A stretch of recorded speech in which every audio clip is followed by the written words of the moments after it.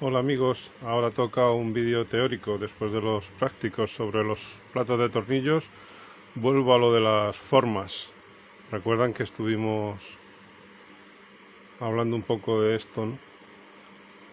En este vídeo voy a describir las curvas básicas que se utilizan en las molduras, en los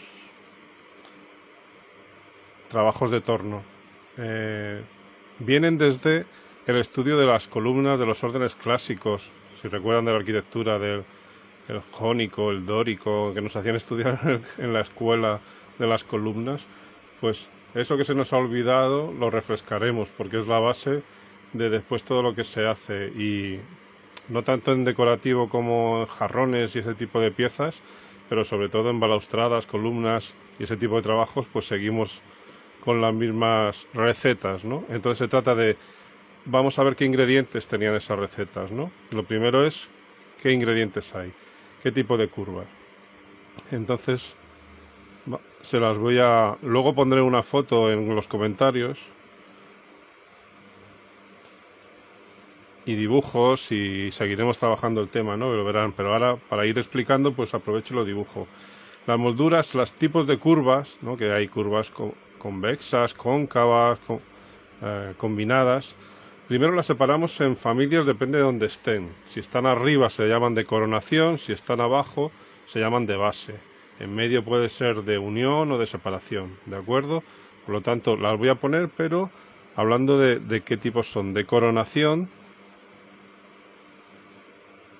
tenemos la curva clásica, simplemente de radio continuo. Agarramos de 2 a 2. Estos serían como filetes. Perdón, que esto lo he hecho más corto, tendría que quedar así. Tiene que haber un poco de entrada. La curva de radio fijo, ¿no? Que se llama caveto. De algunas pondré nombre y de otras no, porque tampoco lo encuentro nombres equivalentes. Igual de repente encuentro un nombre en latín y tener unos nombres en español y otros en latín es un poco rollo.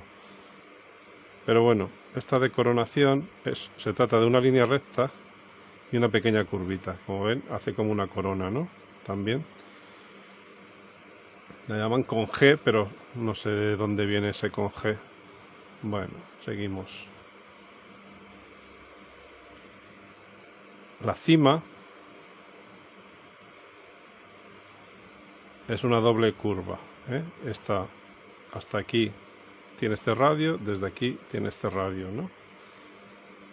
Y le llaman cima.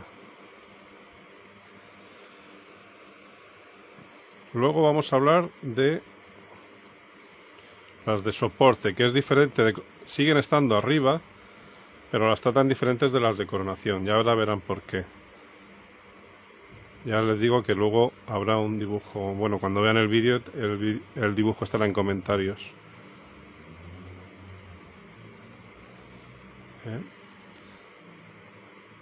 Esta es un cuarto, que es fácil porque claro, es un cuarto de circunferencia, ¿no? Luego la siguiente ya no es una línea una curva, perdón, de radio fijo, sino que se alarga hacia arriba. Y le llamamos óvalo o óvolo. Luego tenemos la siguiente, que le llaman equino, que hace así, mucho más exagerado, y aquí cierra. ¿De acuerdo? G equino. Y luego tendríamos la cima inversa, que ahora verán que un poco resume porque hay de coronación y de soporte. La cima inversa sale y hace la curva así. ¿De acuerdo? GH, cima inversa. Si se fijan, las de coronación acaban saliendo hacia afuera. Sacan la figura hacia afuera. En cambio, las de soporte, la curva entra hacia adentro de la pieza. No es lo mismo cuando estás coronando, que ya se supone que acabas y que queda la cresta, que cuando estás haciendo de soporte, que diríamos que da soporte a algo que puede haber más arriba. No como la coronación, que la coronación sí que sería al final de verdad de una pieza. En cambio aquí, a partir de aquí, podríamos hacer unas curvas más grandes, un cáliz o algo más alto en una balaustrada, ¿no? Vale, después de las de soporte tenemos las de, digamos, el centro, las que pueden estar en mitad de todo el balaustre, que se llaman, hay dos tipos, de unión y de separación.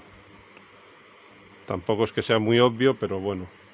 Entonces las ponemos el bocel, que es la curva más típica, pues esta la llaman, perdón que lo dibuje bien, esta es la I, bocel. Luego tenemos el toro, sería más grande que un bocel, sería como las bases de las columnas, que hay una curva tan grande, como un flotador, como un neumático. Este se llamaría toro, igual que cuando se llama una junta tórica, ¿no? Pues viene de ahí, de los cuerpos toroides, no tiene nada que ver con las reses. Y luego tendríamos otro que el nombre no está claro, pero aquí me pone TUM en inglés, en un tratado, que en este caso sí que no son las dos piezas iguales, sino que la de abajo es un poco más grande y la curva, digamos que es arriba grande y abajo más cerrada. Luego tenemos las de separación, que estarían también en medio, igual que están estas. Esta era la K. Seguimos con las recetas. Para separar también filetes del mismo tamaño. Si se fijan, para coronar, el filete de arriba era más grande que el de abajo. En soporte el filete de arriba está más afuera. En cambio, en unión, en separación, los filetes son iguales. Digamos que es como acá, ¿ven? De aquí a aquí, pues estamos con filetes iguales. Si aquí hubiese un filete más grande, aquí arriba, pues haríamos curvas hacia un filete más grande. Ya estaríamos haciendo soportes o coronaciones. Bien, para no enrollarme, media caña, que es la curva hacia adentro.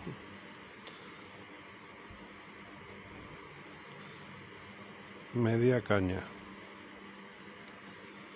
Luego tenemos separaciones rectas, que no hay curva propiamente dicha. Entonces sería cuadro, si es muy grande, o filete, si es pequeño. Digamos que si en vez de 3 unidades fuese una unidad, por ejemplo esto yo lo llamo filetes, ¿no? Y cuando esto es una entidad que tiene un recorrido propio, pues se le describe como filete.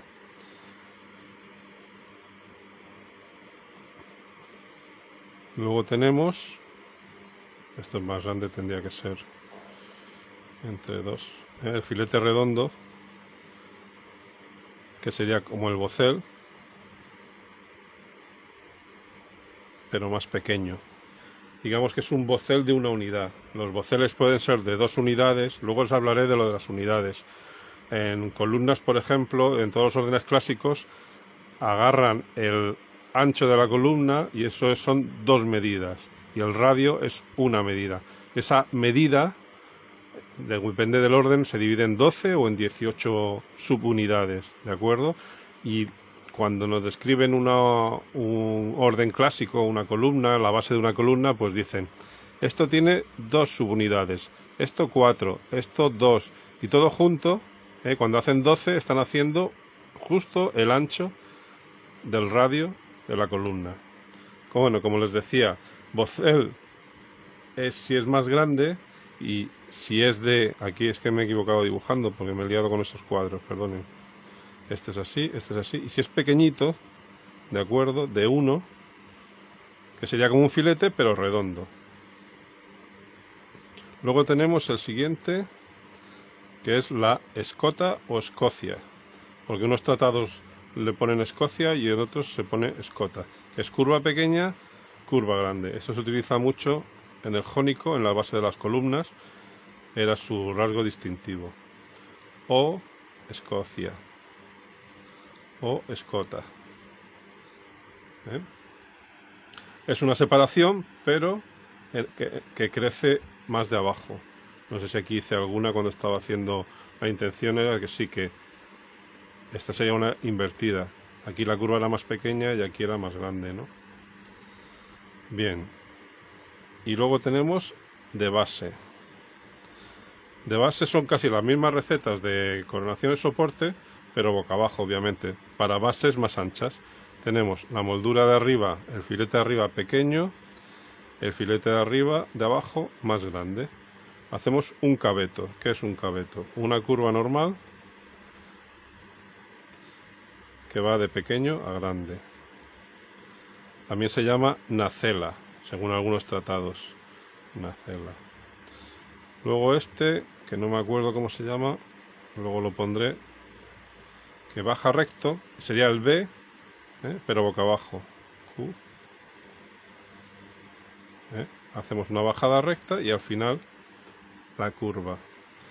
Luego tenemos la cima inversa. La cima inversa es lo contrario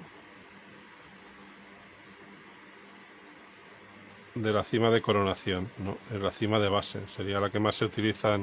Como ven, todo esto es muy fácil, ¿no?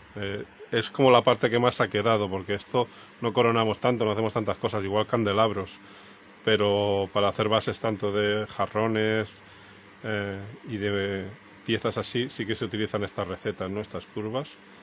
R, cima. Vale, luego tenemos el talón.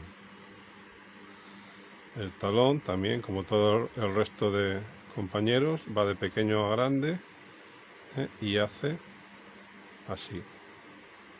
¿Vale? Es una curva, pero no es como la cima, sino que sale y llega antes. No va directo de punta a punta, sino que sale y se queda más corto. Y por eso se llama talón. Por la forma, obviamente. Y luego el óvulo, que sería simplemente curvas que no son de radio fijo. Cualquier tipo de curva que hagamos que no sea de radio fijo le llamamos óvulo. Óvulo.